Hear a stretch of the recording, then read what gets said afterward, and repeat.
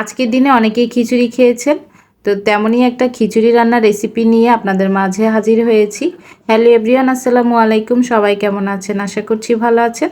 আমি এখানে 2 পট চাল নিয়ে ধুয়ে নিচ্ছিলাম। দেখতে পাচ্ছেন এটা কিন্তু পোলার চাল ছিল।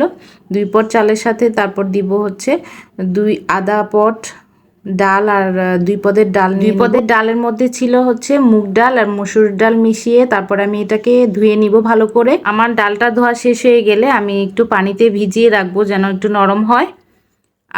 তারপর আবার চালটাও আমি কিন্তু পানিতে ভিজিয়ে রেখেছিলাম। তো আমার এই তো ডালটা ধোয়া শেষ হয়ে গিয়েছে। আমি এখন রান্নায় চলে আসবো। এখানে একটা কড়াই বসিয়ে দিয়েছি। তো তেলটা দেখে নিশ্চয়ই বুঝে নিয়েছেন যে এটা আমার গরুর মাংসের রান্নার তেল ছিল। তো আমি যেদিন গরুর মাংস রান্না করেছিলাম সেখানে একটু তেল বেশি হয়ে গিয়েছিল, তো সেখান থেকে তেলটা আমি উঠিয়ে রেখেছিলাম। তেল দিয়ে একটু সামান্য সয়াবিন তেলও অ্যাড করেছি। তারপরে এখানে রসুন ছেঁচে দিয়েছি। আমি কিন্তু হামানদিস্তায় ছোট ছোট 2টা রসুন ছেঁচে দিয়েছিলাম। এটা আমি আম্মার কাছ থেকে শিখেছি। তো রসুনটা দিয়ে এখানে পেঁয়াজ দিয়েছি, দিয়ে তারপর এলাচ, দারচিনি, তেজপাতা সবগুলো একসাথে মিশিয়ে একটু ভেজে নিব। এখানে দিয়ে দিয়েছি পরিমাণ মতো রসুন, পরিমাণ মতো আদা বাটা দিয়ে আবারও মশলাটা কষিয়ে নিচ্ছিলাম যেন কাঁচা গন্ধটা চলে যায়। তারপর দিয়ে দিব একটু সামান্য জিরার গুঁড়া, দিয়ে দিয়েছি হলুদ গুঁড়ো, তারপর মরিচের গুঁড়ো দিয়ে দিব লবণ, দিয়ে একটু পানি দিয়ে মশলাটা কষিয়ে নিচ্ছি। যেহেতু এখানে মশলা আছে একটু গন্ধ থাকবে। তো মশলাটা ভাজা শেষ হয়ে গেলে মশলাটা কষানো শেষ হয়ে গেলে আমার এখানে চাল ডাল এবং আলু গাজরও দিয়েছিলাম একসাথে মিশিয়ে রেখেছিলাম, সেটাই দিয়ে দিয়েছি। দিয়ে এটাকে আবার কিছুক্ষণ নেড়ে ঢাকনা দিয়ে সিদ্ধ হতে দিব, আবার একটু ভেজে নিব আর কি। তো ভেজে নেওয়া শেষ হয়ে গেলে আমার এখানে দিয়ে দিয়েছি আগে থেকে ধুয়ে রাখা পোলার চালটা। তো পোলার চালটা দিয়ে আবারও ভেজে নিব যেন ভাজা ভাজা হয়ে যায় চালটা, তাহলে কিন্তু খিচুড়িটা মজা লাগবে এবং একটা অনেক সুন্দর একটা স্মেল বের হয়েছিল পোলার চালের। চালটা ভাজা হয়ে গেলে এখানে আমি গরম পানি অ্যাড করব। আগে থেকে আমি পানিটা গরম করে রেখেছিলাম। তো এখানে 2 কাপ চাল এবং আধা কাপ ডালের জন্য 5 কাপ আমি পানি অ্যাড করেছি।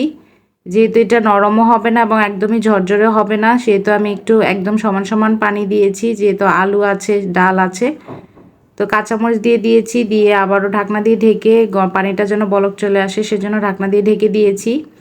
তো ঢাকনা দিয়ে ঢেকে দেওয়ার পরে পানিটা পুরোপুরি বলক চলে আসলে আমি এখানে লবণটা চেক করেছিলাম। তারপর এখানে দিয়েছি 1টা টমেটো। তো আমার এখানে লবণটা চেক করে দেখছি লবণটা একটু কম হয়েছে, তাই আমি আবারও লবণ দিয়ে দিচ্ছিলাম। দিয়ে আবারও নেড়ে তারপর ঢাকনা দিয়ে ঢেকে দিব। তো চুলার আঁচটা দেখতেই পাচ্ছেন একদমই কিন্তু কমে আছে, একদম কম আছে, এটাকে আমি রান্না করে নিব। তা আমি আবারও ঢাকনা দিয়ে ঢেকে দিচ্ছি। তো এখানে আমার দেখতে পাচ্ছেন অনেক সুন্দরভাবে চালটা ফুটে এসেছে। আমি এখানে ঘি দিয়ে দিচ্ছি। ঘি দেওয়ার পরে আমি আবারও নেড়ে চেড়ে একটু মিশিয়ে নিব ঘিটা। তা আমার চালটা এবং ডালটা সব কিছুই এবং সবজিটা সব কিছুই ফুটে এসেছে, সব কিছুই সিদ্ধ হয়ে গিয়েছে। তাও এখানে আমার ঘিটা দেওয়ার পরে নেড়ে চেড়ে আবারও মিশিয়ে নিচ্ছি।